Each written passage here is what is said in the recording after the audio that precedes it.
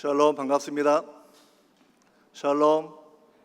좌우를 둘러보면서 샬롬 인사합시다. 샬롬. 샬롬. 주의 평강이 가득하길 바랍니다.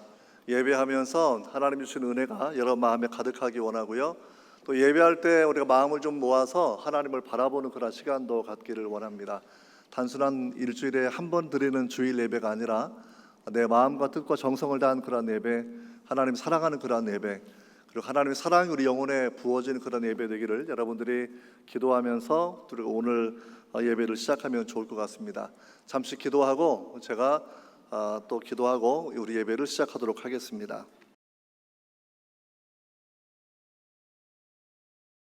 아버지께 참되게 예배하는 자들은 영과 진리로 예배할 때가 오나니 곧 이때라.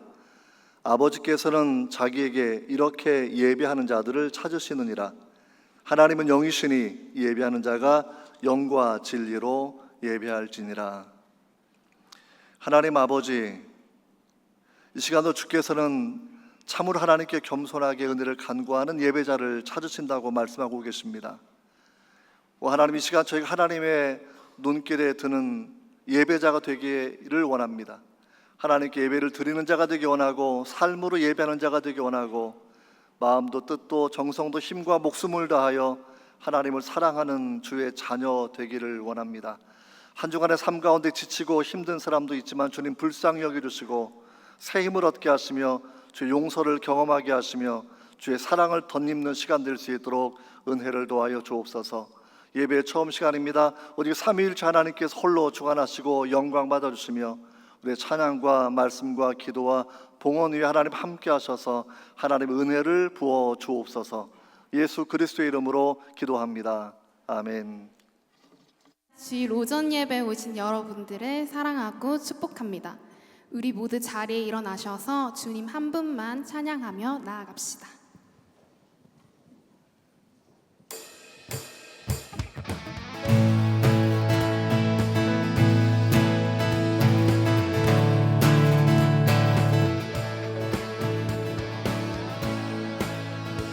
우리 함께 고백하며 나아갑시다. 주 하나님, 주 하나님, 지으신 모든 세계 내 마음속에 그리어볼 때 하늘의 별 울려 퍼지는 데서 주님의 권능 우주에 찬네. 숲속이나 험한 산골짜기에서 시적이는 저 새소리를 고요하게 흐르는 시냇물은 주님의 솜씨 노래하노라. 주님의 높고 위대하심을 내 영혼이 찬양하네. 주님의 높고 위대하심을 내 영혼이 찬양하네. 할렐루야. 모든 것을 창조하시고 우리를 예배자로 부르신 하나님을 정말 기뻐하며 찬양하며 나아갑시다. 이렇게 고백합시다. 주 하나님, 독생자 아낌없이 우리를 위해 보내주셨네. 십자가에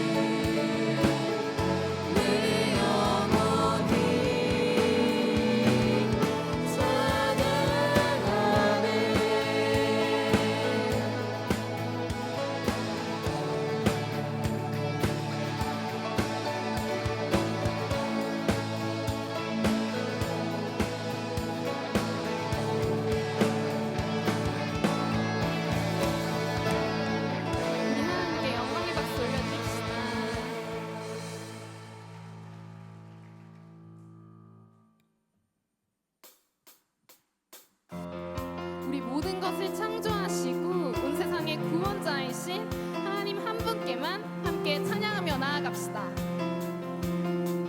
함께 기쁘게 찬양합시다. 온 세상 창조주, 온 세상 구원자, 모든 것 이기신 능력의 하나님.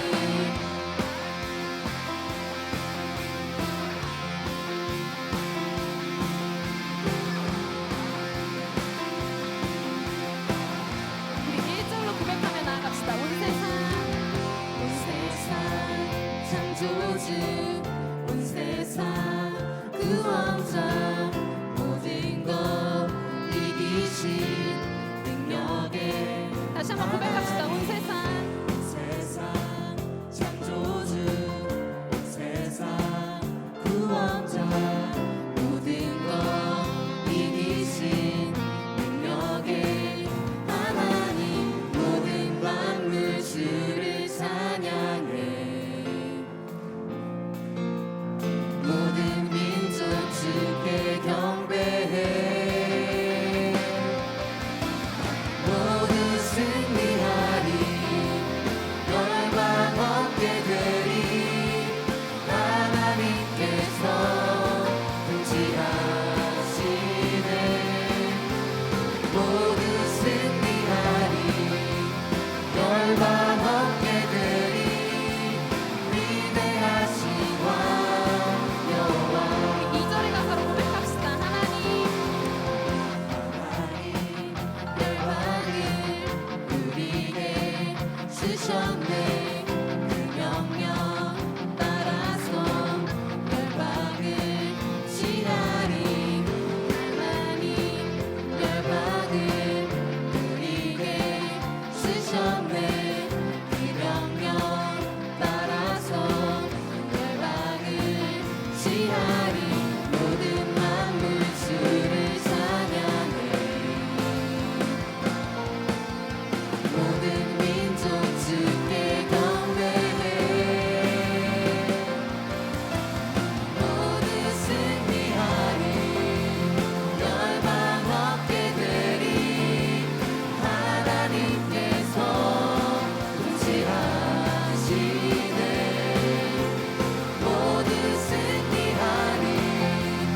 열방 어깨들이 위대하신 왕. 우리 다시 고백합시다. 모두 승리하리. 모두 승리하리. 열방 어깨들이 하나님께서 통치하시네. 모두 승리하리. 열방 어깨들이 위대하신 왕 여호와. 이미 승리하시고 모든 것을 창조하시고 정말 모든 것을 하나님께 찬양합시다.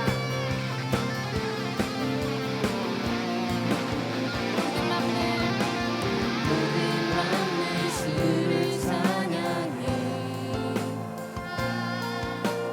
모든 민족 주께 경배해. 다시 한번 고백합시다. 모든 만물 주를 찬양해. 모든 민족 주께 경배해. 우리 목소리로 고백하며 나아갑시다. 찬양 할렐루야. 찬양 할렐루야. 하나님께서 통치하시네. 찬양 할렐루야. 위대하신 왕. 우리 다시 고백합시다. 찬양 할렐루야. 찬양 할렐루야. 하나님께서 통치하시네. 찬양 할렐루야.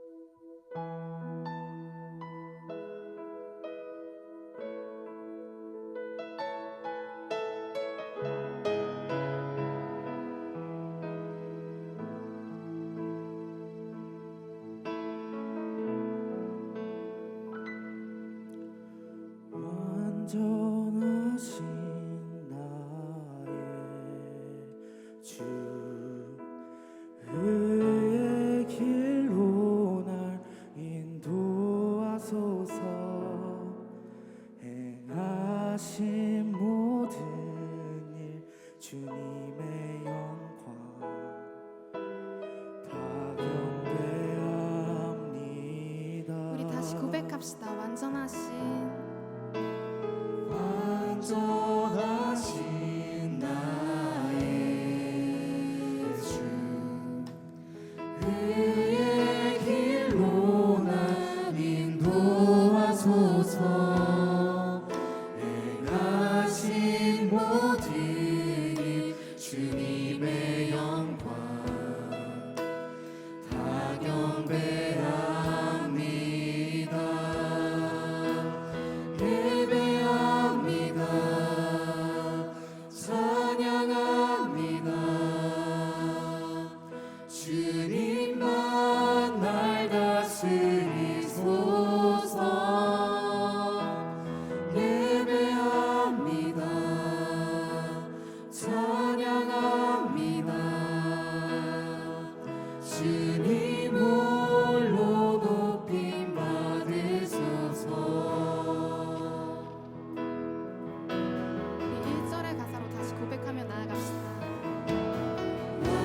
완전하신 나의 주 의의 길로 날 인도하소서 행하신 모든 일 주님의 영광 다 경배합니다. 우리 다시 고백하며 나갑시다. 완전하신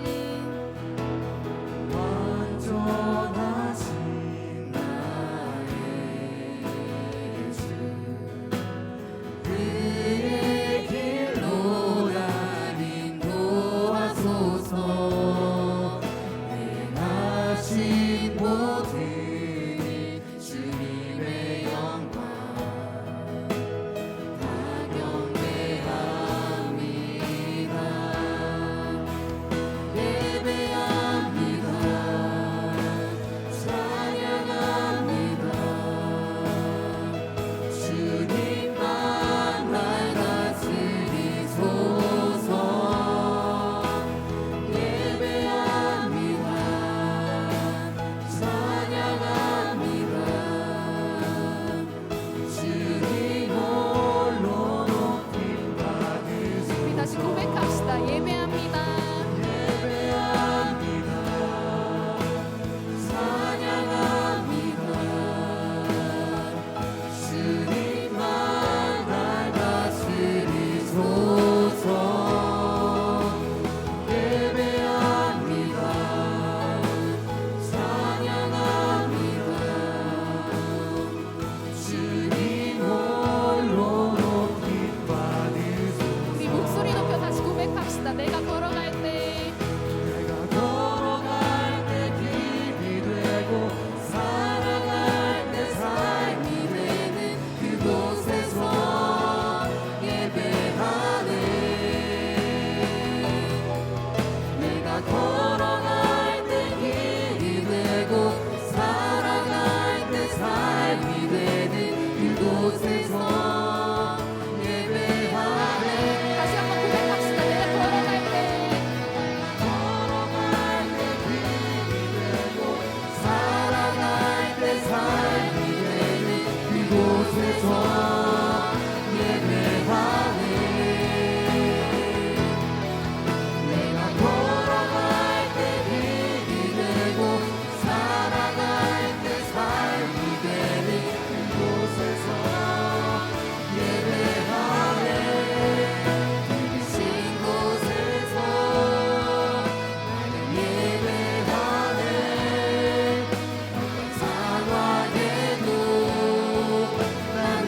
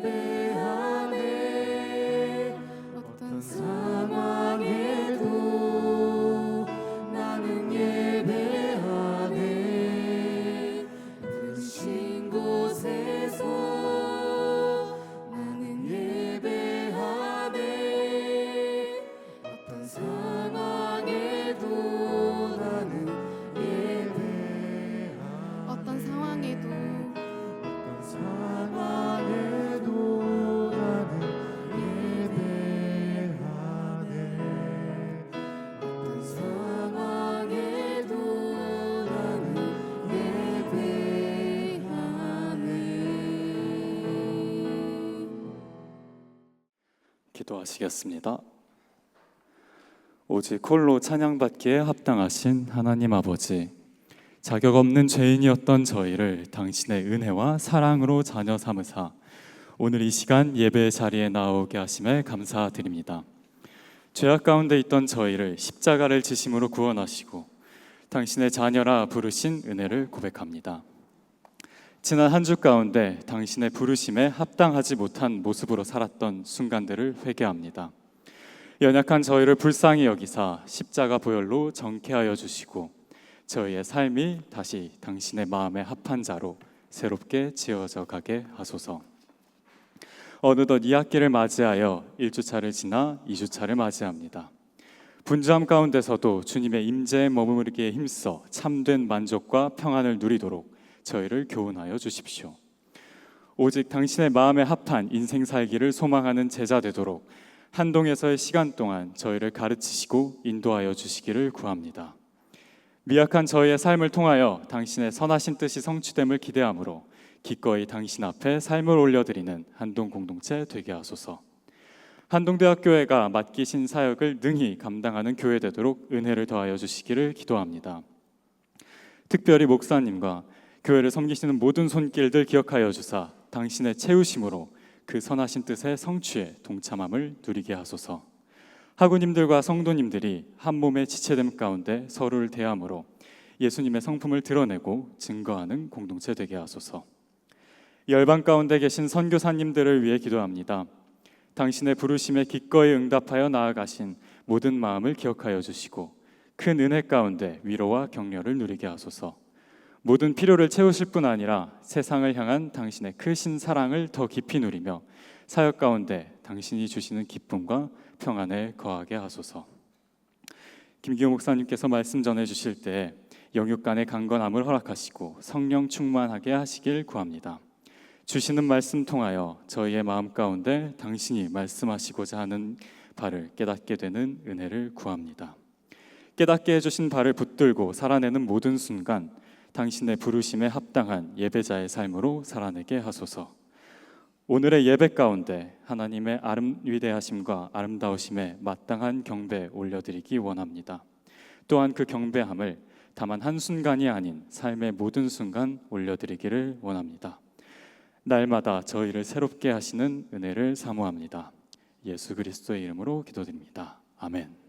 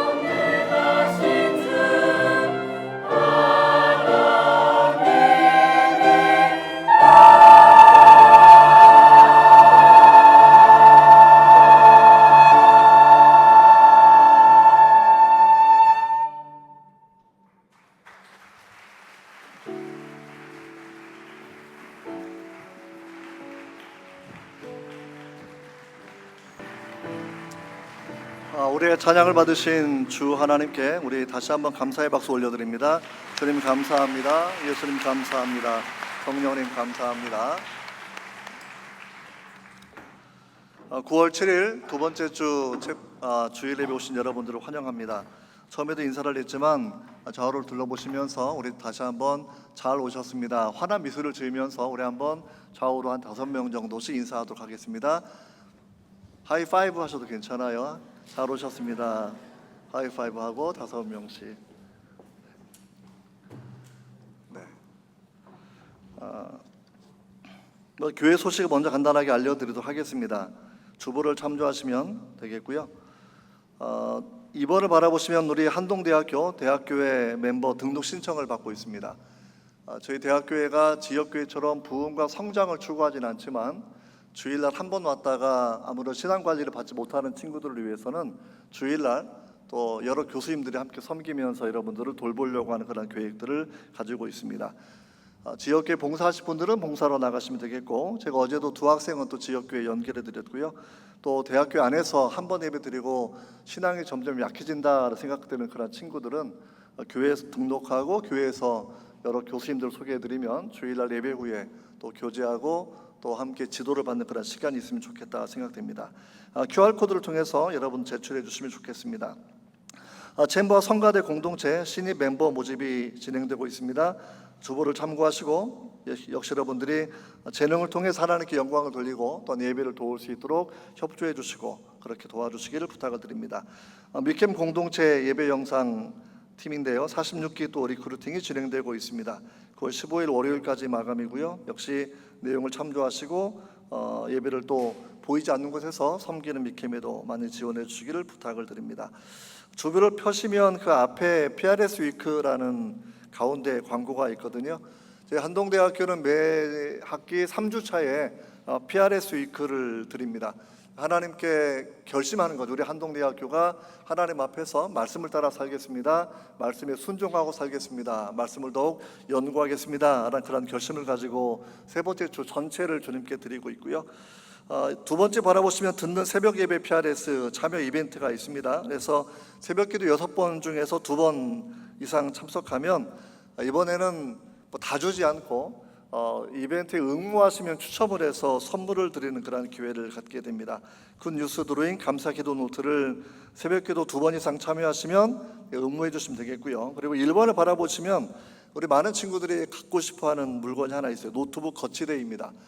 도서관 공부할 때 목이 아프다 뭐 이런 친구도 많이 있는데 노트북에 세워놓고 공부하면 참 좋겠죠. 그래서 역시 스탬프를 모아서 응모하면 되는 거고요. 추첨을 통해서 60명에게 선착순 500명이 스탬프 용지를 500명이 드리는 거고 거치대는 현재 60개 정도로 마련되어 있고요. 아무튼 여러분들이 지원해 주시면 아주 좋은 기념품을 또 가질 수 있을 거라고 생각이 됩니다. 더욱더 중요한 건 기념품이 아니라 하나님 말씀이고요. 하나님 말씀을 따라 우리 팀 모임이나 여러분의 모든 RC 공동체가 또 개인이 하나님 말씀으로 따라 살아갈 수 있도록 협조해 주시고 또 한동을 위해서 특별히 3주차 여러분 준비기도 그렇게 해주시기를 부탁을 드립니다. 오늘 저희 교회에 새로 오신 분들이 몇 분 계셔서 소개하려고 합니다. 11학번 졸업생 박은결, 또 남편 이효환 형제님 오셨고요. 손 들어주시면 좋겠습니다. 네, 잠깐 일어나시면 더 좋을 것 같고요. 그래서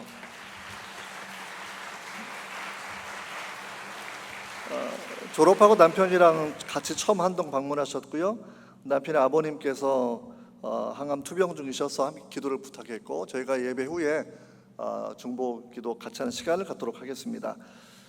서울 사당동 삼강교회 소속이신 안성희 성도님 방문해 주셨고요. 국도 순례길인데 도보로 전도 여행 중이라고 이야기합니다. 마산에서 강릉까지 850km 예정인데 오늘 26일 차이고 어느 분이신가요? 네, 아주 전도여행 잘 마칠 수 있도록 기도하겠습니다. 강미양 목사님, 조용호 교수님, 서울 온누리교회 섬기시는 분들인데 어디 계신가요? 네, 환영합니다. 네. 이 외에도 혹시 등록을 하지 않았지만 교회 처음 방문하신 우리 학부모님들이나 혹은 외부 손님 계시면 손 들어주시면 좋겠습니다. 네, 우리 좌우를 특별히 오늘 오신 분들을 위해서 함께 손을 주변에서 돌리시고요. 우리 환영의 노래 같이 부르도록 하겠습니다.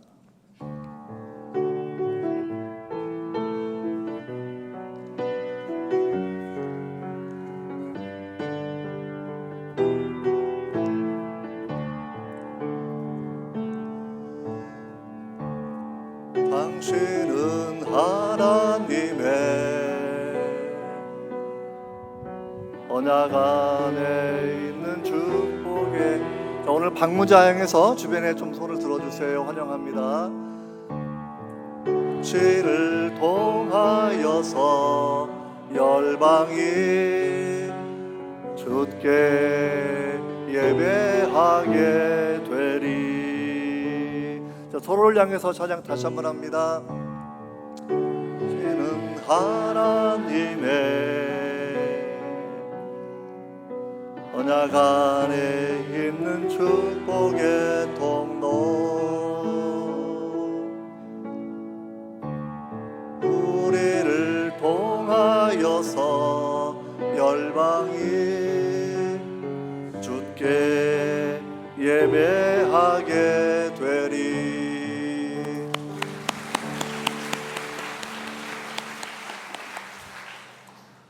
오늘 하나님 말씀은 구약 성경 1294면에 있습니다. 미가서인데요. 미가서 5장 1절부터 15절까지 같이 봉독하도록 하겠습니다. 1절은 제가 읽고 2절은 여러분들이 읽고 교독을 하도록 하겠고요. 마지막은 같이 합니다. 미가서 5장 1절부터 15절까지입니다. 제가 1절 먼저 읽도록 하겠습니다. 딸 군대여, 너는 때를 모을지어다. 그들이 우리를 에워쌌으니 막대기로 이스라엘 재판자의 뺨을 치리로다. 중이 작을지라도 이스라엘을 다스릴 자가 내게서 내게로 나올 것이라. 그의 근본은 상고의 영원에 있느니라.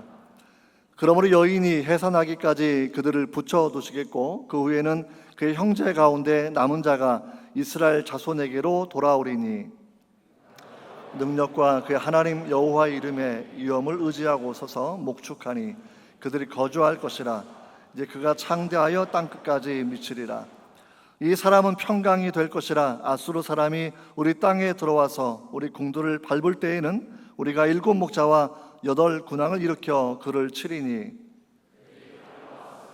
황폐하게 하며 님으로 땅 어기를 황폐하게 하리라. 아수르 사람이 우리 땅에 들어와서 우리 지경을 밟을 때에는 그가 우리를 해서 건져내리라. 야곱의 남은 자는 많은 백성 가운데 있으리니 그들은 여호와께로부터 내리는 이슬 같고 풀 위에 내리는 단비 같아서 사람을 기다리지 아니하며 인생을 기다리지 아니할 것이며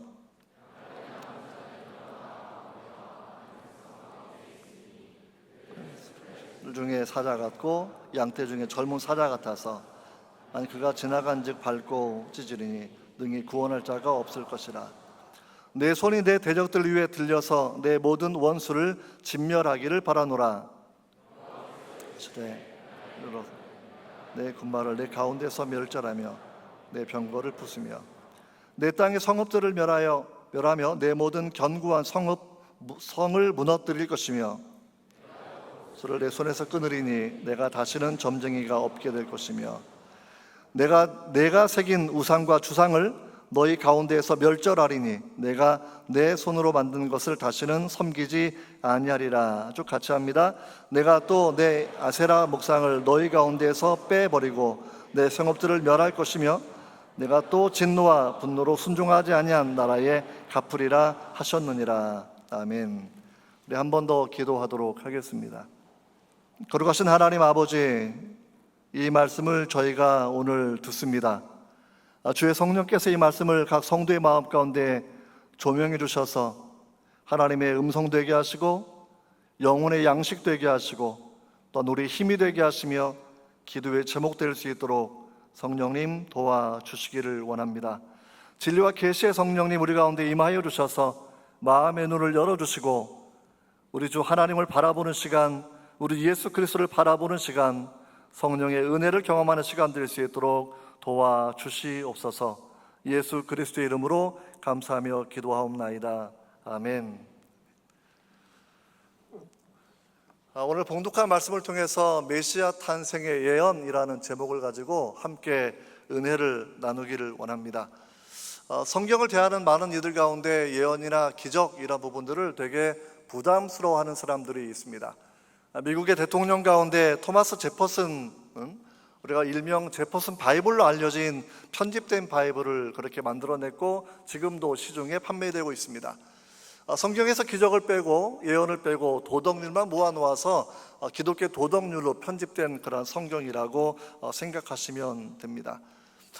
정말 이걸 바라보면서 우리는 많은 사람들이 하나님을 믿는다고 이야기하지만 인간의 이성 안에서만 믿으려고 하고 있고 이성을 넘어선 진리들은 부정하려고 하는 그런 움직임들을 많이 바라보게 됩니다. 우리는 계몽주의 17세기 후반부터 우리는 19세기까지 계몽주의 철학이 득세했고 인간의 이성을 넘어서 과학을 넘어서 기록된 성경의 내용들은 비진리인 것처럼 그렇게 잘라냈던 시대를 살아왔고 거기에 영향받았던 많은 신학자들이 역시 하나님은 만들어진 신이라든지 또는 성경의 창조와 기적과 부활을 신화로 여겼던 그런 해석하는 신학자들이 사실은 많이 있었습니다.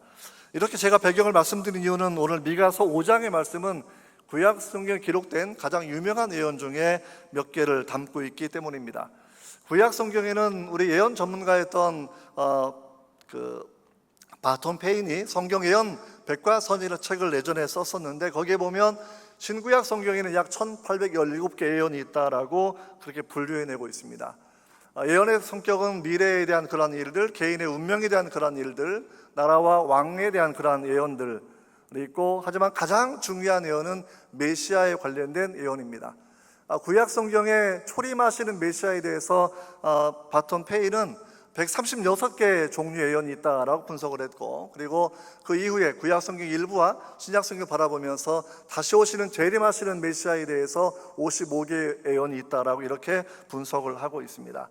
오늘 미가서는 우리가 많이 읽지 않는 성경 중에 하나일 거라고 생각이 됩니다. 그러나 미가서는 이사야 선지자와 동시대에 활동했던 그런 뛰어난 선지자 중에 한 분이십니다. 먼저 미가라는 이름의 뜻을 생각해 본다고 하면 미가, 김가, 박가 이렇게 하시면 안 되고 미가는 여호와 같은 신이 어디 있습니까? 라고 하는 굉장히 이런 그 내용을 담고 있는 고백이에요. 그러니까 하나님 같은 분이 없다라는 신앙의 고백이 그 이름에 담겨 있는 그런 사람이라는 거거든요. 우리가 성탄절만 되면 미가서 5장 2절에 있는 말씀 베들레헴 에브라다야라는 그런 지명을 통해서 메시아가 태어나는 것을 찬양으로 담고 있는 찬송가가 많이 있습니다. 그러니까 마태복음 1장에도 바라보면 메시아의 계보를 설명을 하고 있고 2장에서 동방박사들이 예루살렘을 방문해서 왕으로 오신 이가 어디냐라고 예루살렘을 전체를 소동하게 하였을 때에 당시 왕이었던 헤롯 대왕은 대제사장들과 그리고 서기관들을 불러 모아서 메시아가 어디 태어난다고 했어? 라고 물어보는 대목이 기록되어 있습니다. 그때 종교 지도자들은 한결같이 헤롯 왕의 나쁜 의도를 알고 있죠. 다른 왕을 인정하지 않을 것인데 그들은 지식은 가지고 있었지만 메시아는 사랑하는 사람들이 아닙니다. 그래서 메시아가 태어났다고 생각하고 찾아왔던 동방박사 이야기를 들어보면서도 메시아가 태어난 곳을 베들레헴을 지목해주고 결국은 2살 이하의 모든 사내들이 죽게 되는 그런 일들을 벌이는 원인을 그렇게 제공했습니다. 우리가 이걸 바라보면서 성경을 대할 때 성경 예언에 관련된 본문이 약 4분의 1 정도가 되는데 성경을 바라보면 하나님이 어떻게 역사를 경영하시고 하나님 역사 경영, 창조 이후의 모든 역사 경영의 가장 중요한 핵심은 예수 그리스도다라는 부분을 여러분 기억하시면서 오늘 본문 구약의 신약 성경 같은 본문인데 나는 예수 그리스도를 어떻게 인식하고 있는지 나는 예수 그리스도를 어떻게 믿고 살아가고 있는지 우리 그 내용을 함께 점검해 보시면 좋을 것 같습니다. 1절과 2절이 좀 분리되어 있는데 이건 사본의 차이입니다. 70인역본에 따라서 좀 분류해 놓으니까 2절이 좀 떨어져 있는데 마수라 사본 유대인 성경에 의하면 1절부터 5장은 그렇게 진행되고 있습니다.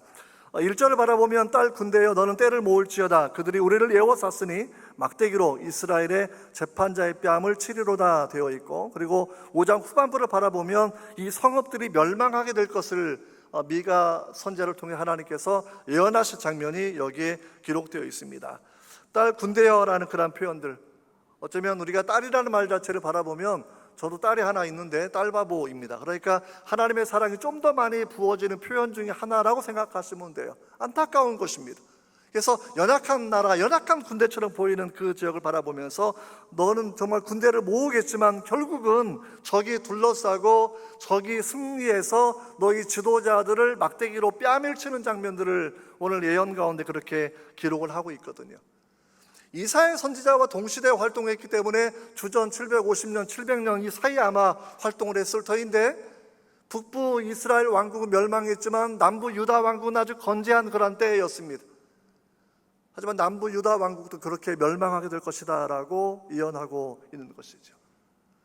여러분, 유다에 있는 지도자들이 이집트를 향해서, 아수르를 향해서, 바벨론을 향해서 그래서 조금 더 어떤 때는 큰 소리치고 그렇게 고분고분하지 않았던 이유 중에 한 가지는 이른바 왕도라고 하는 예루살렘은 공격하기 어려운 성이었기 때문입니다.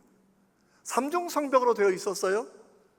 그리고 가장 바깥에 있는 것부터 안까지 바라보면 보통 고고학자들 연구 결과에 따르면 보통 10m에서 20m 정도의 성벽, 아주 웅장한 성벽이 그렇게 성을 보호하고 있었습니다. 3년에는 자연적으로 골짜기가 형성되어 있어서 대군이 침입하기 어려운 해저 구조를 그렇게 이룬 성읍이기도 합니다. 나름대로 우리는 그 다윗 때 만들었던 그 연못이 계속 안에 들어오니까 성에서는 어느 정도 식량만 확보하고 있으면 오랫동안 장기적인 투쟁도 할 수 있는 그런 요새가 예루살렘이 아니었겠습니까? 그러나 그 예루살렘이 결국 남부 유다 왕국도 북부 이스라엘 왕국처럼 멸망을 당하게 될 것을, 그들의 왕들이 조롱을 당하고 패전하게 될 것을 그렇게 예언하는 슬픈 예언이 배경이라는 것을 생각해 보게 되는 것이죠. 다시 말해 메시아가 태어나는 시기에 대한 예언을 5장 1절은 우리에게 암시적으로 보여주고 있습니다. 다니엘서 우리가 9장 25절을 바라보면 이렇게 예언하고 있는데, 그러므로 너는 깨달아 알지니라. 예루살렘을 중건하라는 영이 날 때부터 기름 부음 받은 자, 메시아인데 메시아 곧 왕이 일어나기까지 7이레와 60이레가 지날 것이요, 그때 곤란한 동안에 성이 중건되어 거리와 해자, 성 밖에 판 못이고요, 이룰 것이다. 거리가 확장될 것이다 라는 그런 이야기를 다니엘이 그렇게 예언하고 있습니다. 메시아가 오시는 그러한 장면들, 유다의 왕권이 상실된 그러한 때, 잠시 마카비 왕조 때 주전 167년부터 63년까지 100년 정도 준 독립국가의 지위를 누린 적은 있었지만 완전한 독립국가가 된 적은 한 번도 없습니다. 586년 나라가 멸망당한 그 이후에 그들의 꿈은 그래서 강력한 리더십을 가진, 군사력, 지도력을 가진 메시아를 그들은 기다려왔고, 그러한 자신들의 욕망 때문에, 자신들의 관점 때문에 겸손하게 오셨던 메시아를 알아보지 못하고 죽이는 일에 혈안되었던 사람이었다라는 것을 우리가 이렇게 알게 되는 것입니다. 메시아가 오시는 시점은 그들의 주권이 상실되었을 때, 그 다니엘 예언을 바라본다고 하면 성전이 중건된 이후에, 메시아가 죽으신 이후에 성전이 무너진다라고 되어 있습니다. 우리는 주후 70년 8월 말에 예루살렘 성전이 완벽하게 무너진 것을 역사적 사실로 알고 있습니다. 다시 말하면 주후 70년 이후에 온 모든 메시아는 전부 다 가짜 메시아입니다. 우리나라에만 해도 약 1000명 이상의 추종자를 거느린 이단 지도자들이 한 50명 정도가 됩니다. 다 가짜입니다. 이만희도 가짜입니다. 안상홍 장길자 가짜입니다. 태어나는 지역이 베들레헴이어야 되고, 태어난 혈통이 아브라함과 다윗의 계통이어야 되고, 태어나는 시점이 주 70년 이전쯤 되어야 된다는 것은 성경을 연구하면 아주 넉넉하게, 충분하게, 확실하게 알 수 있는데, 성경을 제대로 배우지 못하는 이단의 사람들이 가스라이팅 되고 나니까 성경도 성령의 감동에 따라 해석하지 못하고 교주와 이단의 가르침 따라 왜곡된 것을 배워나가면서 자기들의 지도자를 메시아로 그렇게 착각하고 살아가고 있는 것입니다. 우리나라 기독교 인구를 약 800만 명 이야기하고 있는데 그 중에 최소 100만 명 정도는 아마 이단에 속한 사람들일 것이라고 생각하고 있습니다. 성경 예언만 제대로 분석해도 자신들의 교주가 메시아가 아닌 것을 분명히 알 텐데, 성경의 예언의 시기만 분석해도 분명히 알 텐데 그들은 성경을 제대로 배우지 못하고 있기 때문입니다. 2절을 바라보시면 놀라운 예언의 성취가 더 분명하게 기록되어 있습니다. 베들레헴 에브라다야, 너는 유다 족속 중에서 작을지라도 이스라엘을 다스릴 자가 내게서 내게로 나올 것이라. 그의 근본은 상고에 영원에 있다라고 이렇게 말씀하고 있어요. 베들레헴은 알겠는데 에브라다는 무엇일까요? 창세기를 바라보면, 창세기 35장 19절에 바라보면 라헬의 죽음에 에브랏 곧 베들레헴의 장사를 지냈다라는 기록이 있습니다. 베들레헴의 애 지명이 에브라다가 되는 거예요. 또 일부 지리학자는 에브라다가 조금 더 베들레헴보다 넓은 지역을 의미한다 이렇게 말을 하는 학자도 있습니다. 아무튼 중요한 건 거의 에브라다와 베들레헴은 거의 같은 의미인데 뜻이 약간 미묘하게 다릅니다. 자, 베들레헴은 떡집이라는 거죠. 요즘에 떡을 안 좋아하니까 그냥 빵집 생각하면 제일 좋을 것 같고요. 빵집. 에브라다는 열매를 맺는 풍요를 상징하는 그러한 단어입니다. 베들레헴은 정말 떡을 제공해 주는 곳, 풍요로운 곳을 담고 있는 것이고, 마치 주 예수께서 이 땅에 오셔서 자신의 몸을 내어주시고 생명을 내어주시면서 영생에 이르는 길을 열어주셨고, 내 살과 피를 먹는 자에게 생명이 있다고 말씀하셨기 때문에 생명이 떡으로 오신 예수님을 의미하는 그런 지역적 의미를 담고 있는 것이라고 우리가 이렇게 생각해 보시면 딱 맞을 것 같습니다. 여러분, 미가서의 5장의 중요한 내용은 1장, 2장, 3장을 바라보면 유다 백성이 얼마나 하나님 앞에 범죄하는 삶을 살아왔는지, 마치 이사야서 1장, 2장, 3장 쭉 바라본다고 치면 소명받기 전에 이스라엘 백성이 얼마나 범죄한 상태였는지를 아주 분명하게 보여주는 것처럼 미가서도 마찬가지로 그렇게 그 죄악상을 잘 보여주고 있습니다. 사실 신학자들은 미가서를 작은 이사야서라고 부르기도 합니다. 주제가 유사한 것들이 사실 많이 포함되어 있고 동시대 사역한 선지자이기 때문이라는 것이죠.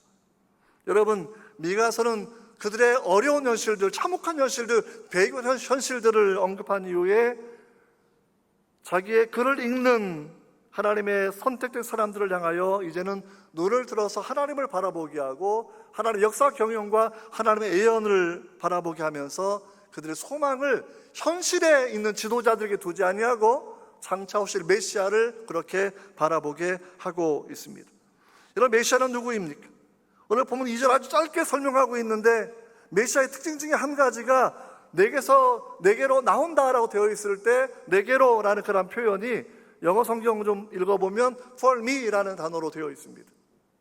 세상의 지도자는 자신을 위해서 군림하는 사람들입니다. 메시아는 4절로 설명하고 있지만 그가 여호와의 능력과 그가 하나님 여호와의 이름의 위엄을 의지하고 서서 목양하는 선한 목자라고 기록되어 있습니다. 공생의 3년의 삶을 연구해보면 알고 있겠지만 예수님은 한 번도 제2위격이신 자신의 능력을 그대로 사용하신 적은 없습니다. 믿음으로 일하셨고 순종함으로 일하셨고 기도하며 일하셨고, 그래서 그 이후에 많은 하나님의 자녀들이 믿음의 법칙에 따라 기도의 힘에 따라 살아갈 수 있는 그 길을 열어주셨던 분이 예수 그리스도의 삶의 모습이 분명히 아니겠습니까?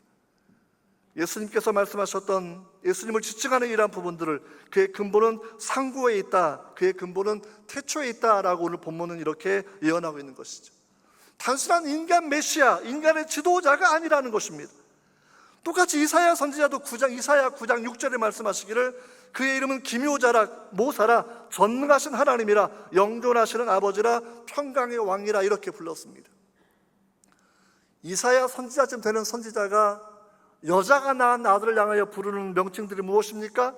기묘자, 모사, 전능하신 하나님, 영존하시는 아버지, 평강의 왕. 하나님 아버지 이름을 그대로 붙여주고 있는 거예요. 하나님의 본체라는 거, 하나님의 본체의 형상이라는 것이지요. 하나님 동등한 신성을 가지신 분이라는 거예요.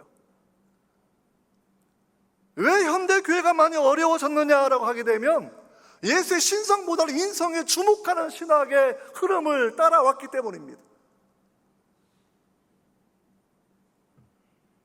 철학자들의 범죄함이 있죠. 스피노자가 그렇게 성경의 모성을 부정해 나왔고, 임마누엘 칸트가 이성이 한계 내에 있는 종교라는 책을 쓰면서 계몽주의 아주 끝판왕인데 이성을 넘어서 모든 진리를 부정하고 배척했던 철학적 사상을 그는 그렇게 완성해냈습니다. 또 영향을 받은 사람들이 포에르바하라든지 우리가 아는 불투만이라든지 이런 사람들이 거기에 영향을 받아서 이성에 넘어서 있는 그런 부분들을 그렇게 부정하게 되는 것이죠. 영국의 설교 황태자라고 불리는 스펄전 목사님, 마지막 복음주의 신학자라고 불리는 J.I. 패커, 이런 분들은 전부 다 이 부분을 예리하게 지적했습니다. 영국계가 먹고 살만하니까 독일에서 신학 공부한 사람들을 데려왔습니다. 그러나 그들은 성경의 권위를 믿지 않는 사람들입니다. 그들은 성경을 신화로 여기는 그러한 사람들입니다. 제가 영국의 C.S. 루이스를 좋아하는 이유가 있어요. 루이스는 문학자이면서도 신학자 불트만에 대해서 비판하기를 주저하지 않았던 그러한 사람입니다. 불트만의 비신화 해석을 그는 비신화화 해석, 불트만이 성경에 나온 예수의 부활도 신화이고 성경의 많은 기적적인 요소를 신화로 취급하고 근동신화 영향받은 것들을 다 빼내고 성경을 다시 읽어야 된다라고 이렇게 주장하게 되었을 때 루이스가 이렇게 두 가지로 이야기합니다. 그들은 성경을 역사적인 기록물로 바라보지 않고 소설하고 있는데 자기는 평생 유명한 소설가와 문학자로 살아온 사람입니다. 자기는 정말 수많은 소설책 읽어본 사람입니다. 자기 눈으로 바라볼 때 복음서는 결코 소설의 특징을 갖고 있지 않습니다. 역사 전기물입니다. 하지만 불트만과 그런 사람들 예수를 비역사화하고 비실체화해서 헛개비 예수, 성경에 말하지 않는 예수를 말한다고 그는 아주 강렬하게 고발하고 있습니다. 비평신학을 공부한 사람들은 루이스에게 행간을 읽으라고 말하지만 루이스는 그들은 행 자체를 읽지 못한다라고 비판하고 있습니다. 그들을 비판하기를 그들은 눈앞에 겨자씨를 보고 있다고 이야기하지만 대낮에 앞에 있는 코끼리를 구분하지 못하는 사람들이라 아주 혹평을 그렇게 하고 있다라는 것이죠. 불트만의 제자였던 에타 린네만이 그 유명한 비평신학자 중에 한 명인데 51세에 그는 회심합니다. 인도네시아의 선교사로 살다가 세상을 떠나신 분인데 회심한 이후에 새로운 책들을 막 썼어요. 그리고 그 이전에 독일 신학의 교재를 썼던 자기 책들은 전부 다 쓰레기통에 던져라라고 얘기하면서 자기 스승이었던 불트만의 신학사상은 거의 이단적 사상에 속한다라고 얘기했습니다. 사도들의 신앙을 부정하기 때문입니다. 예수의 신성을 부정하기 때문입니다. 성경의 권위와 계시의 중요성을 부정하고 있기 때문입니다.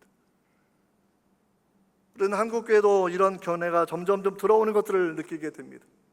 스펄전이 영국교회에 느꼈던 것처럼 J.I. 패커가 영국교회에 느꼈던 것처럼 저도 예민하게 그런 부분들을 조금씩 그렇게 느끼고 있습니다. 도덕적 교사로서 예수만 강조하고 있고 인성 가진 예수만 강조하고 있고 참된 하나님이시고 참된 신성을 가진 예수님의 본성과 그 능력에 대해서 목회자도 신학자들도 그렇게 조금씩 헷갈리게 말하는 것들을 그렇게 바라보게 됩니다. 오늘 미가 선지자는 아주 분명하게 예수의 신성을 그렇게 선언하고 있습니다. 좀 있으면 성탄절이 다가오겠지만 너무 빠르게 얘기했는지 모르겠지만 시작이 반이고 반 지났으니까 좀 있으면 성탄절이 다가오는 건데 여러분 성탄절 대할 때마다 단순한 아기 예수, 인간 예수, 성육신하신 그 예수의 진면목을 놓쳐서는 안 돼요. 그분은 하나님이십니다.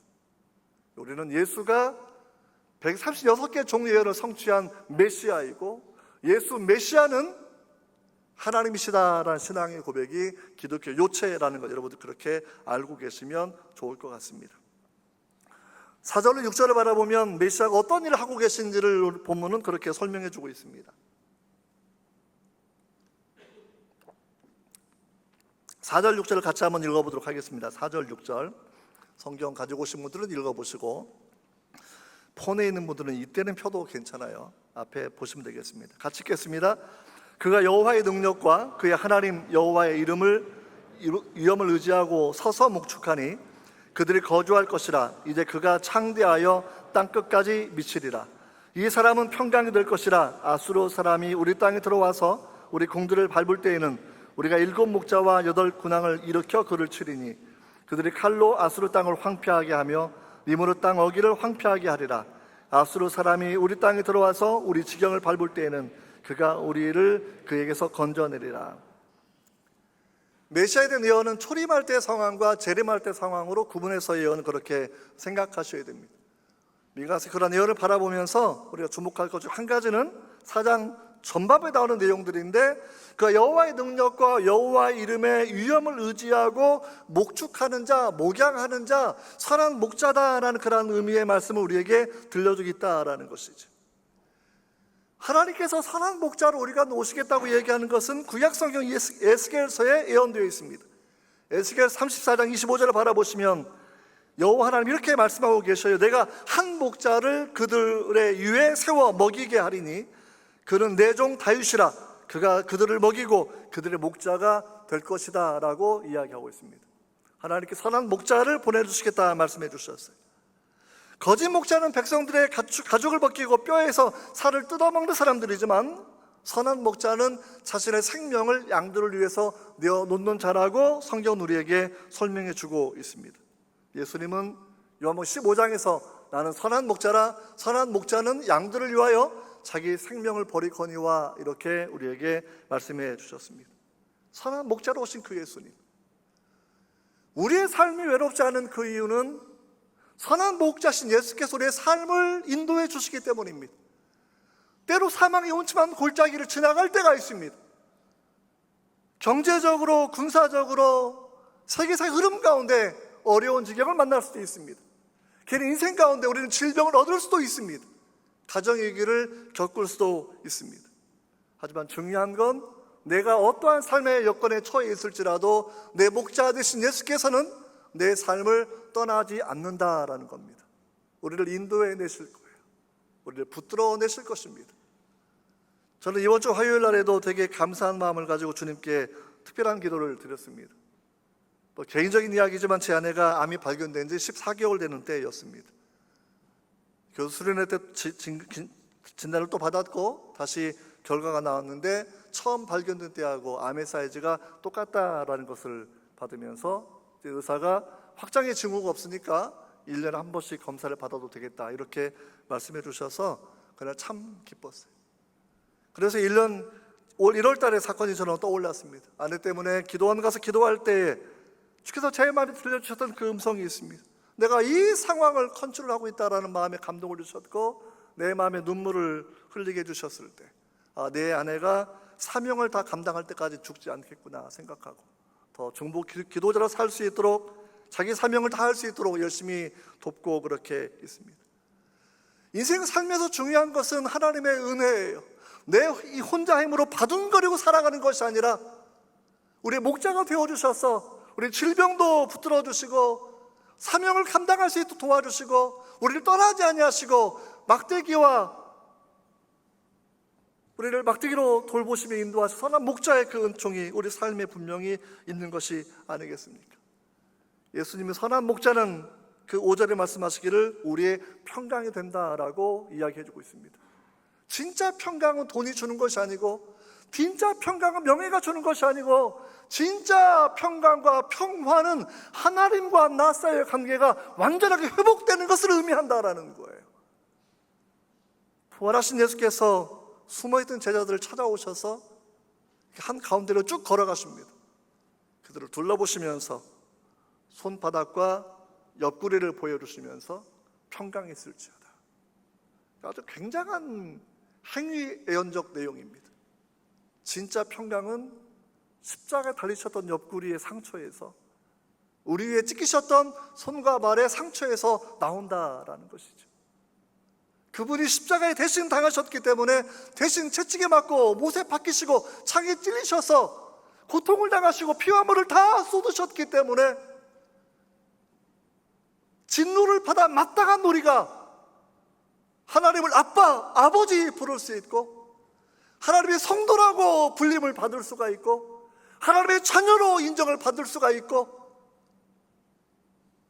영원한 지옥불에 떨어지지 아니하고 하나님 성도의 권속, 패밀리가 될 수 있는 것은 예수 십자가의 상처 때문이 분명히 아니겠습니까? 그분은 목자로 오셨지만 양을 이용하는 사기치는 목자도 아니었고 거짓 목자도 아니었고 자신의 생명을 주시는 선한 목자였더라고 주님은 그렇게 우리에게 말씀을 해 주셨습니다. 주의 소원은 요한복음 10장 15절에 나와 있는 것, 10절에 나와 있는 것처럼 내가 온 것은 양으로 생명을 얻게 하고 더 풍성하게 얻게 하려는 것이다 라고 말씀하고 있습니다. 생명을 얻으십시오. 풍성한 생명을 얻으십시오. 말라가는 가지처럼 그렇게 죽어가지 마십시오. 여러분 영혼에 예수의 생명의 은총이 넘쳐 흘러야 합니다. 여러분의 몸에 예수 생명의 능력이 넘쳐 흘러야 합니다. 꽉 막힌 수도꼭지처럼 은혜가 흘러오지 아니하고 기쁨이 흘러오지 아니하고 내가 매주 예배 드리면서도 내 마음에 감격이 없고 내 마음에 눈물이 없고 내가 주를 바라보지 아니하고 졸다가 그저 떠나가는 사람이라고 하면 다시 한번 주님 앞에 애통하는 마음을 가지셔야 될 것입니다.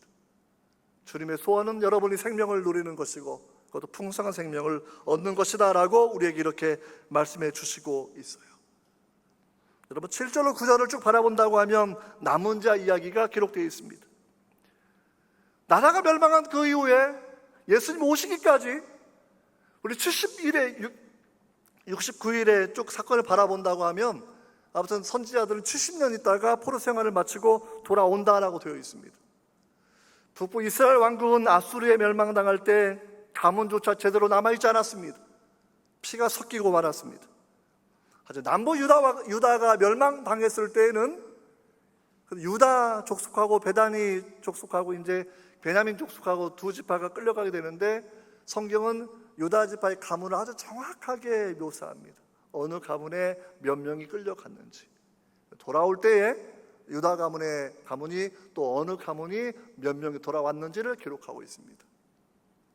구약 성경의 남은 자의 첫 번째 목적은 메시아의 계보를 보존하는 것입니다.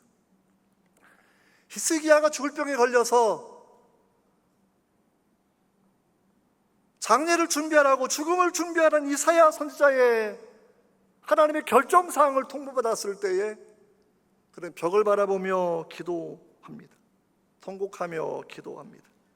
그 이유는 그래서 이사야가 성 밖에 나가기 전에 돌아가서 15년의 생명을 연장해 주시는 이유는 히스기야가 죽으면 다윗 왕의 계보가 거기서 끊기기 때문입니다. 하나님 히스기야를 통해서 비록 므낫세 좀 못된 왕이었지만 그 계보가 이어지게 해주셨고 그래서 메시아가 이어지기까지 유다 가문의 그 가문들을 하나님이 보존해 주시면서 남은 자가 되게 하셨고 남은 자를 통해서 역사를 경영하시고 메시아가 오실 길을 준비하시는 하나님의 주권적인 역사를 보여주는 장면이 여기에 포함되어 있다라고 생각이 듭니다. 남은 자에 대해 굉장히 예외적인 말씀을 7절에 하고 있습니다.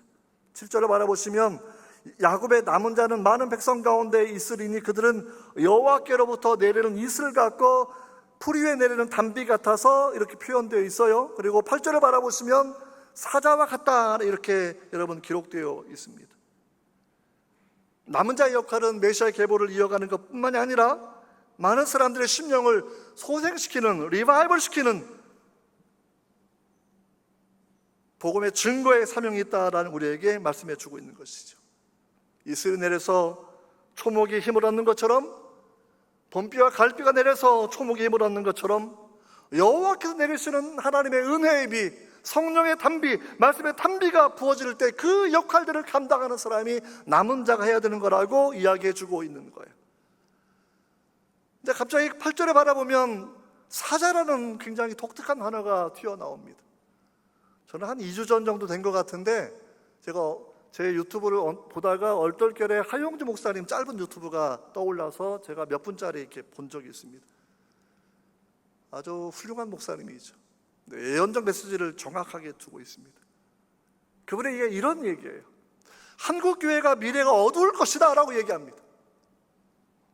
그 이유를 설명해 그분의 이야기를 정확히 제가 인용한다고 하면 한국의 좌파나 공산주의자들은 감옥에 가는 것을 영광으로 알고 그들은 계속해서 말하고 그들은 계속해서 선동하고 계속해서 자기 세력을 확장하는 데 혈안되어 있지만 많은 복음적 기독교인들은 그저 좋은 사람 되기를 원하고 올바른 얘기하지 않고 용기 있게 이야기하지 않고 입을 닫고 침묵하는 모드로 들어가기 때문에 한국교회는 점점 어려워질 것이다 라는 예언적 메시지가 하용주 목사님의 영상을 바라보면서 마음에 얼마나 마음에 왔는지 몰라요.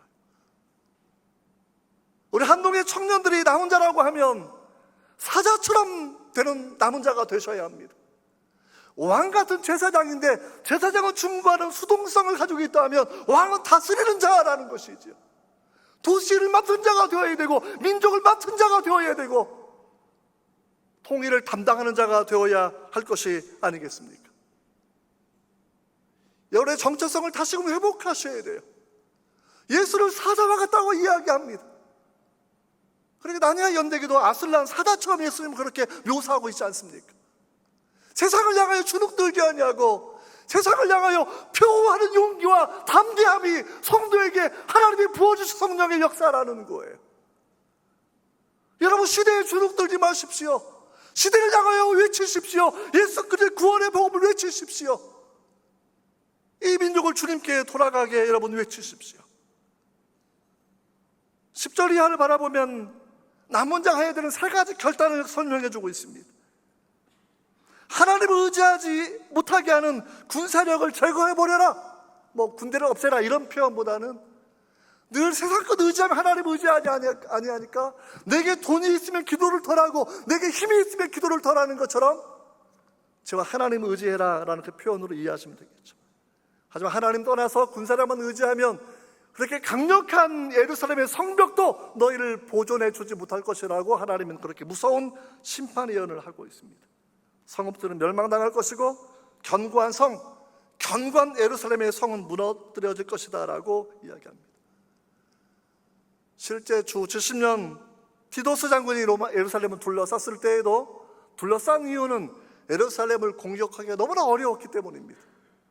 수많은 전쟁을 치렀던 장군이었지만 바로 진격하는 게 어려워서 그들 내부에 내분이 일어나고 식량창고가 불이 타고 그들이 지쳐서 전투력이 약해지는 걸 기다렸다가 외벽을 무너뜨리고 성소를 무너뜨리는 그 일을 티토스 장군이 그렇게 했다라는 것이거든요. 하나님을 떠나게 하는 점장이를 제거하라라고 이야기합니다. 우리 한국교회 종교다원주의가 너무나 팽배해지고 있고 신자들 절반 이상은 다른 종교도 구원이 있다라고 믿고 살아가는 그런 사람들입니다. 정말 불행한 일입니다. 오직 예수를 통한 구원과 예수를 통한 그 은혜를 말하지 아니하고 신학 용어로 말하면 포괄주의죠. 다른 종교 믿어도 괜찮다. 그것도 다 예수의 가르침이다. 익명의 그리스도다 이렇게 말하는 그런 사람들도 있습니다.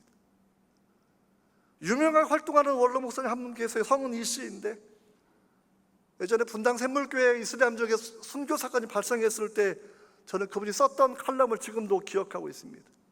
그때 그분이 잘못 썼던 것인지 아니면 그게 본심인지 가끔 저는 의심하고 있습니다. 뭐라고 얘기했냐면 왜 유다와 이슬람과 유대종교와 유대교와 이슬람교와 기독교의 갈등은 예수 그리스도이고 신은 같은데 왜 같은 신을 말하지 않냐고 꼭 예수 얘기해서 그 지역에 분란 일으키고 이렇게 국민이 희생당해야 되느냐라는 그런 이야기. 신중심 선교를 말했던 그런 단락이 지금도 잊혀지지 않습니다. 그런데 분명히 기억하셔야 돼요. 길흉화복은 하나님께만 달려 있습니다. 하나님만 바라보셔야 됩니다. 하나님께만 나아가셔야 됩니다. 하나님의 자리를 대신하는 우상과 주상과 아세라 목상도 제거하라고 말씀을 하고 있습니다. 한국 사회에 정말 흑세무민의 점집들, 점장이들 그 세력들이 약화되기를 정말 원해요. 일하는 사람이 60만 명 넘는다고 이야기하고 있는데 남한에 만문이라는 우상이 있고 북녘 땅에는 김씨 일가의 우상들이 똑같이 존재하고 있습니다. 똑같이 아픈 그런 일들이 아니겠습니까? 기도하셔야 됩니다. 만문의 종이 되지 않도록. 그리고 북녘에 가득한 그 우상이 무너질 수 있도록 기도하고 교회가 회복되고 복음이 흘러가는 그날을 위해서 우리가 여러분 열심히 그렇게 기도해야 되지 않겠습니까? 여러분 오늘 말씀의 마지막 말씀이 쭉 그런 내용들이거든요. 한번 쭉 읽어보시면 하나님 말씀이 하나님의 진노, 하나님의 분노가 순종하지 않은 나라에 임한다라고 하는 그 이야기가 15절에 기록되어 있거든요.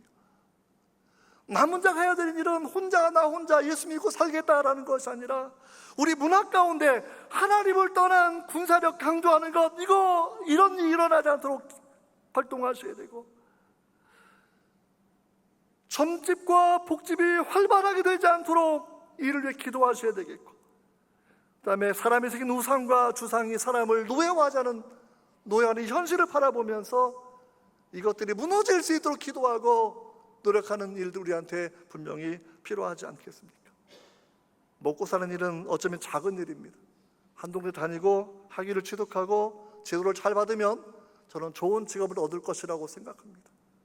하지만 그 직업은 복음을 위한 것이 아니겠습니까? 어떠한 직업을 가지고 살든지 예수의 복음을 전하는 그 일에 내 직업이 사용되기를 원하는 것이 성도의 올바른 소원이 분명히 아니겠습니까?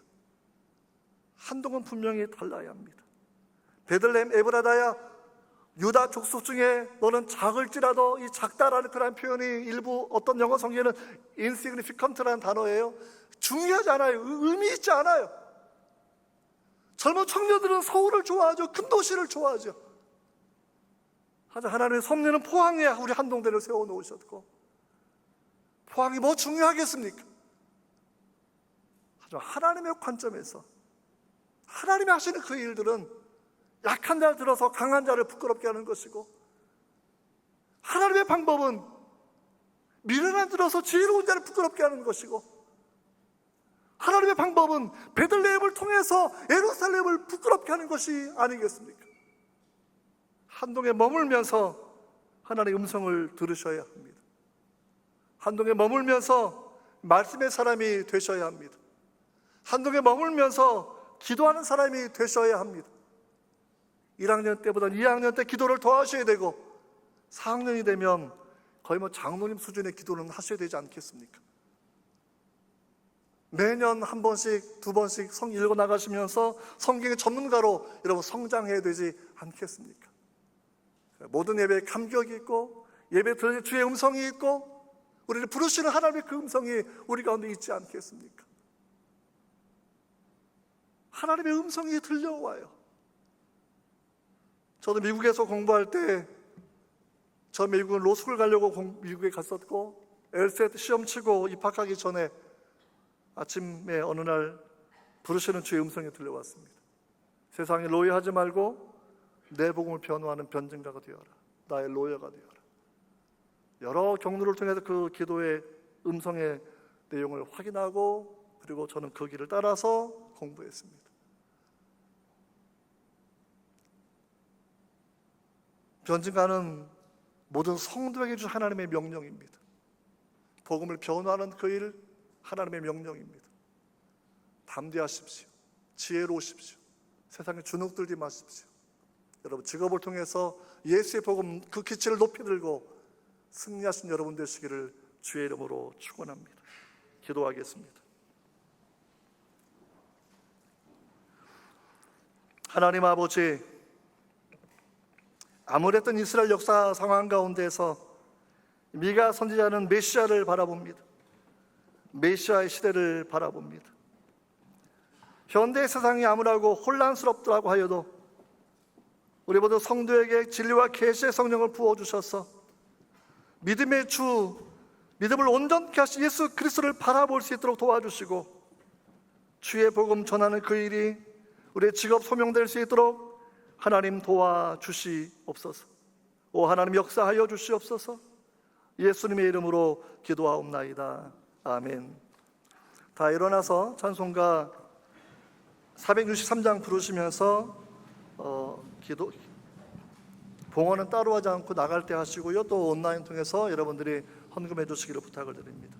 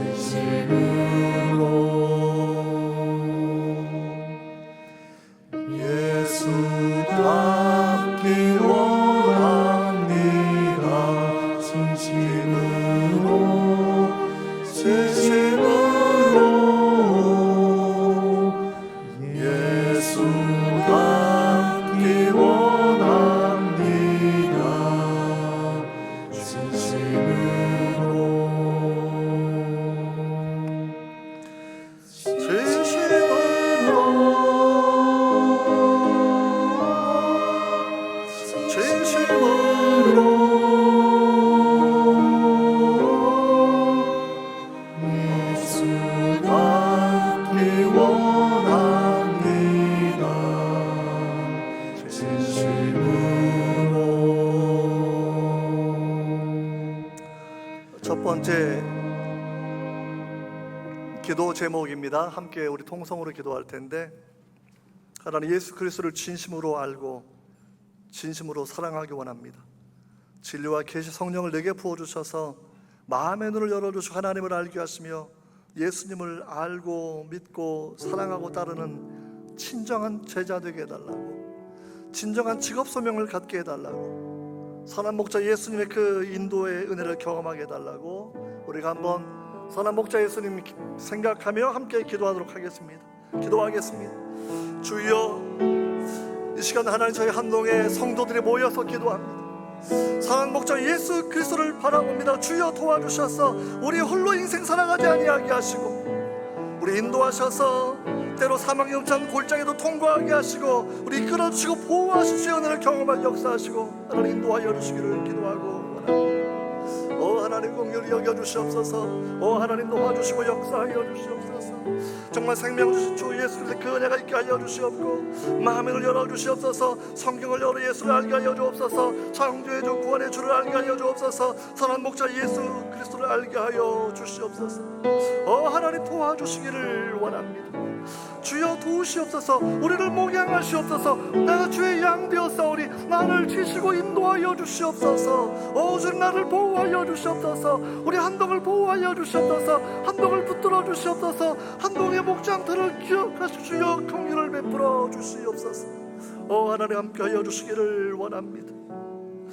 두 번째 기도 제목입니다. 오늘 졸업생 참여하셨는데 아버님이 백혈병 항암 치료 중 기도 요청했고요. 우리가 함께 기도하기 원하고, 또 이분을 위해 기도할 뿐만이 아니라 우리 한동의 학생들의 가족들도, 아프신 분들을 위해서 하나님 내 어머니도 내 아버지도 내 남편도 내 아내도 하나님 치료해달라고 저희 치료를 간구하는 그런 기도를 우리 함께 드리기를 원합니다. 같이 기도하도록 하겠습니다. 하나님 아버지 감사합니다. 주 예수 십자가의 그 사랑으로, 못 박힌 그 사랑으로, 창에 찔린 그 보혈의 공로를 통하여서 죄 사함도 얻었고 병의 치유도 하나님 약속받았사오니 주여 긍휼을 베풀어 주시옵소서. 오늘 하나님 학교를 방문한 하나님 졸업생 가족의 아버님을 기억하시고 백혈병을 치료하여 주옵소서. 호전되게 하여 주옵소서. 낫게 하여 주시옵소서. 소명을 다 이루게 하여 주시옵소서. 또한 위하여 기도한 우리 한동의 청년들을 기억하여 주시고 가족들을 위하여 기도합니다. 투병 중인 가족이 있고 치료 중인 가족이 있고 절망 중에 있는 가족이 주위에 있습니다. 주여 불쌍히 여겨 주셔서 예수 이름의 그 치유의 은총이 일어나게 하여 주시옵고, 영월 아파 치료하는 그 광들을 비추어 주셔서 예수의 십자가의 그 사랑을 치료하여 주셔서 회복되게 하소서. 낫게 하소서. 건강케 하여 주시옵소서. 오 하나님 함께 하여 주시기도 하고, 주 하나님이 원합니다. 오 하나님 도와주시고 인도하여 주시옵소서. 오 하나님 도와주시옵소서. 마지막 기도 제목입니다. 우리 한동대학교 정말 하나님 말씀의 학교가 되기를 원합니다. 최수 총장님 취임사가 PRS였고 팀 모임 확장되고 있지만 정말 말씀의 생명을 경험하는 한동의 청년들 되게 해달라고, 매일 말씀을 부둥켜 안고 사는 한동의 청년들 되게 해달라고, 하나님 나부터 매일 주의 말씀을 존귀하게 은혜가 되게 해달라고, 여호와의 말씀이 가득한 한동이 되게 해달라고, 그 한동을 써달라고 하나님 앞에 중보하며 기도하기 원합니다. 기도하겠습니다. 하나님 아버지 감사합니다. 우리 한동을 주님 기억하시옵소서. 바다의 물에 하나님 정말 가득한 것처럼 한동의 캠퍼스에 하나님 말씀이 가득하게 하여 주시옵고, 한동의 청년의 마음 가운데 주의 말씀이 들려지게 하시며 낭독되게 하시며 암송되게 하시며 하나님 말씀에 검을 가진 청년들로 준비되게 하여 주시옵고, 사자처럼 담대하게 하여 주옵소서. 표하게 하여 주옵소서. 하나님 말씀을 말하게 하여 주시옵소서. 용기 있게 하여 주시옵소서. 하나님 사람으로 준비되게 하여 주옵소서. 하나님 역사하여 주, 하나님 인도하여 주시기를 기도하고 주 하나님 원합니다.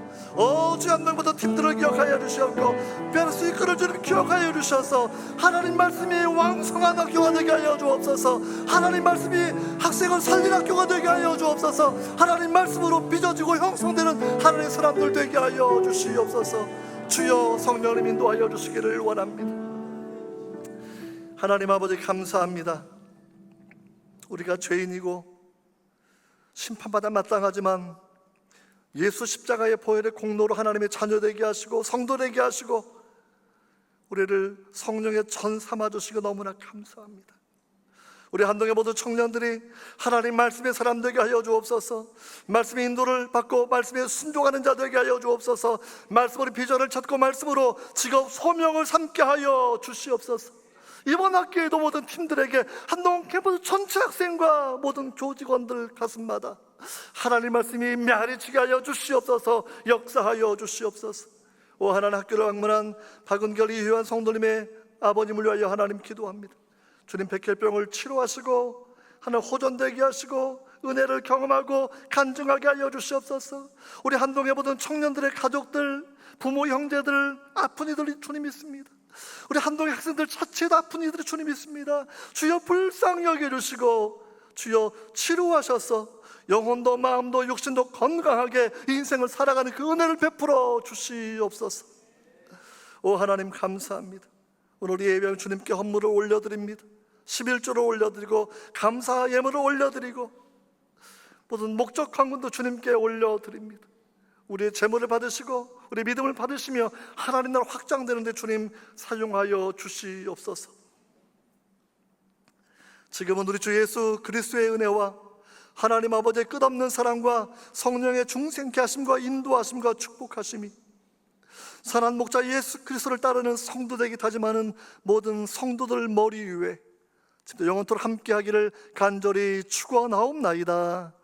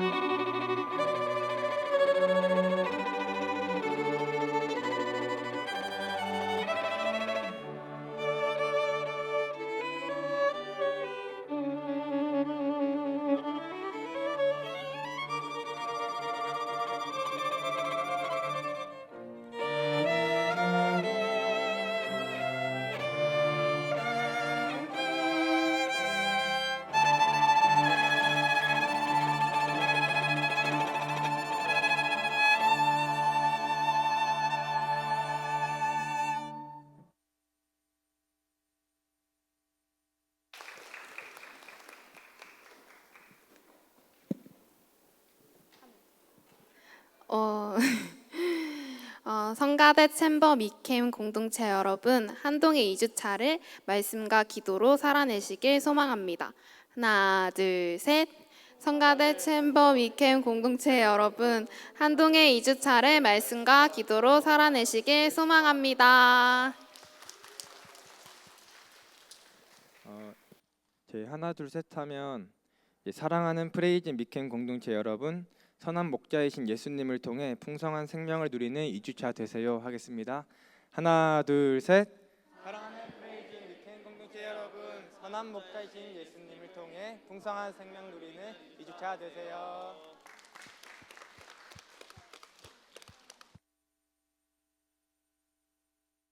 하나님 아버지, 오늘 이렇게 아름다운 주님의 날에 다 같이 모여서 우캠으로 또 예배를 섬길 수 있도록 하게 해주심에 감사드립니다. 하나님, 저희가 영상으로 하나님을 찬양하고 또 예배드릴 때 기쁘게 받아주시옵고, 또 저희가 이런 섬김의 자리에 항상 저희가 먼저 가진 자세로 먼저 갈 수 있도록 해주시옵소서. 하나님 아버지, 오늘도 저희를 축복하여 주시고 저희가 기쁜 마음으로 예배를 드릴 수 있도록 해주세요. 예수님 이름으로 기도드렸습니다. 아멘.